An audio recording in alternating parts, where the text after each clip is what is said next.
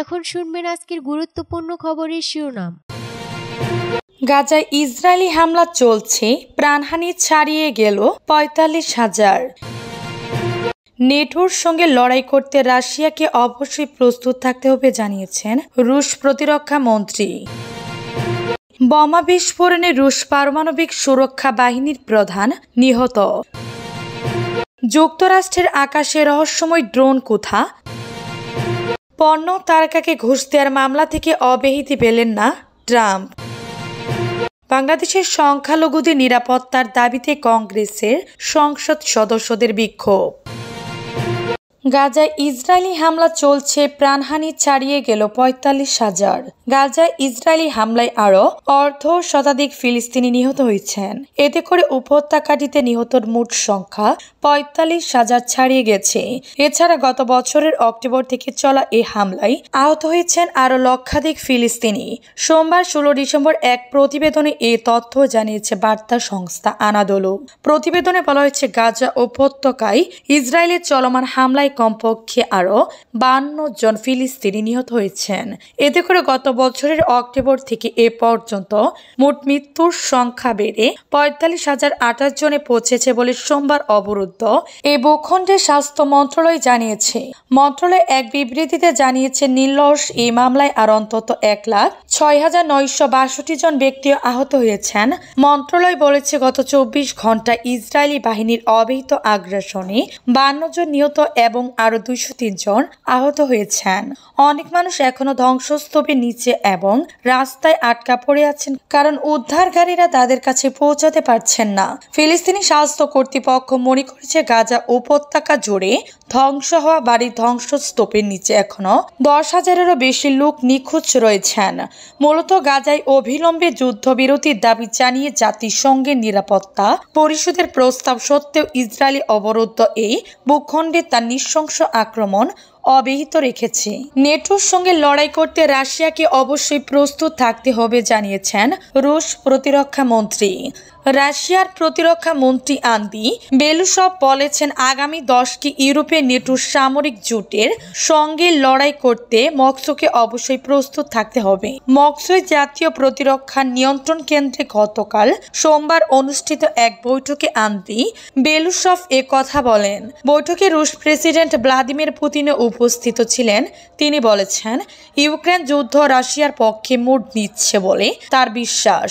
পুতিনের প্রতিরক্ষা প্রধান আন্দ্রি বেলুসভ গত জুলাই মাসে অনুষ্ঠিত নেটোর একটি শীর্ষ সম্মেলন এবং যুক্তরাষ্ট্র ও অন্যান্য নেটো সদস্য দেশের সামরিক মতাদর্শের উল্লেখ করে বলেন, এসব বিষয় প্রমাণ করে মস্কোকে আগামী বছরগুলোয় আরও দৃঢ়ভাবে এ জোটের সঙ্গে সরাসরি সংঘর্ষের জন্য প্রস্তুত হতে হবে।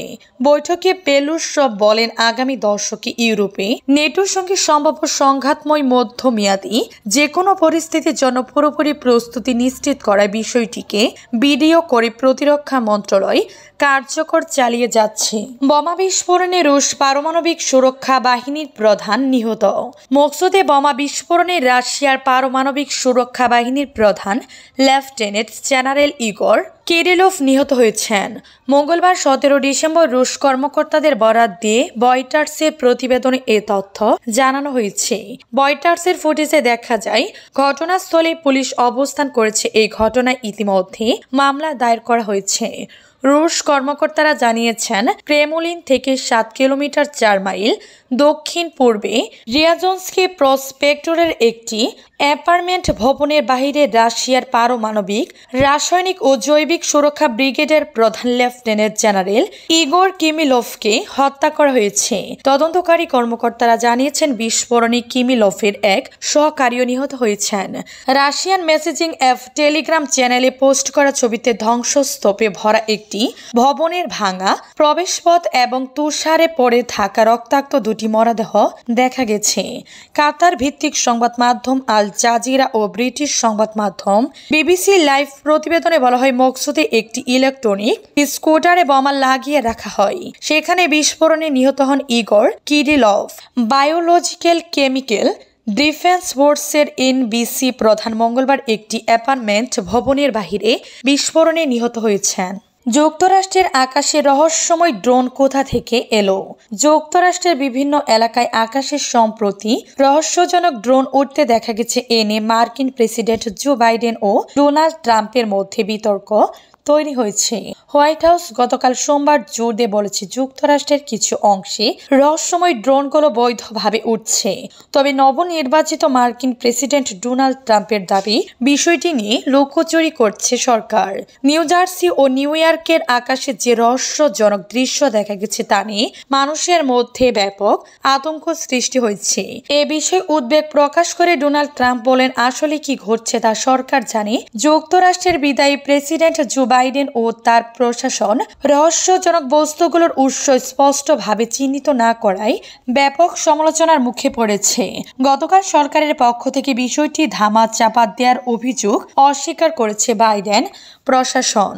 যুক্তরাষ্ট্রের জাতীয় নিরাপত্তা পরিষদের মুখপাত্র জন কার্বি জোর দিয়ে বলেন, এ বিষয়ে সরকারের অবস্থান স্পষ্ট ও স্বচ্ছ। তিনি বলেন, আকাশে যেসব ড্রোন দেখা গেছে তার বেশিরভাগই চালানো হয়েছে বৈধ ও আইনসম্মতভাবে। কার্বি সাংবাদিকদের বলেন, সরকারি মূল্যায়ন অনুযায়ী আজ পর্যন্ত যেসব ড্রোন দেখা গেছে সেগুলো আইনসম্মতভাবে বাণিজ্যিক ড্রোন, শখের ড্রোন এবং আইন প্রয়োগকারী ড্রোন, মনুষ্যত্ব চালিত ফিক্সড উইং বিমান, এমনকি রাতের আকাশে তারাকে ভুল করে ড্রোন বলে দাবি করা হচ্ছে।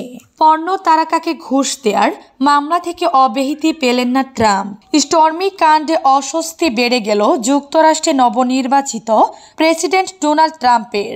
পর্ণ তারকা স্টর্মি ড্যানিয়েলসকে ঘুষ দেওয়া নিয়ে করা মামলা থেকে অব্যাহতি চেয়ে নিউ ইয়র্কের ম্যানহাটনে এক আদালতে আবেদন জানিয়েছেন ট্রাম্প। ফরাসি বার্তা সংস্থা এএফপি জানিয়েছে, ট্রাম্পের আবেদন খারিজ করে দিয়েছেন আদালত। মাত্র এক মাস পরে আমেরিকার প্রেসিডেন্ট হিসেবে দায়িত্ব নিতে চলেছেন ট্রাম্প।